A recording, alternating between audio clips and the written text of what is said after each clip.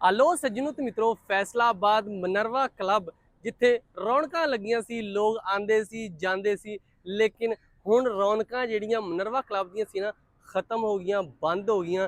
जिला इंतजामिया ने जनाब ये जिहड़ा मनरवा क्लब सी ना इनू अपने कब्जे दे विच लै लिया। हुण बहुत ज़्यादा लोग जिहड़े शौकीन सीगे, समझदार तुसीं है जे, उन्हां वास्ते वीडियो बनाउण दा मेरा मकसद ये वा कि तुसीं जिहड़े अपने शौक वास्ते इस जगह ते आंदे सीगे, हुण ये मनरवा क्लब नहीं रहा, मनरवा क्लब खत्म हो गया। जिला इंतजामिया ने अपने कब्जे दे विच लै लिया वा ते जिन्ने भी लोग वीडियो वेखदे ना उन्हां तक पहुंच जावे कि तुसीं अगर मनरवा क्लब आना वा ते बिल्कुल नहीं आना, क्योंकि मनरवा क्लब जिहड़ा सी जिला इंतजामिया ने खत्म कर दिता, बंद कर दिता वा। हुण ये जिला इंतजामिया दे अंडर दे विच आ।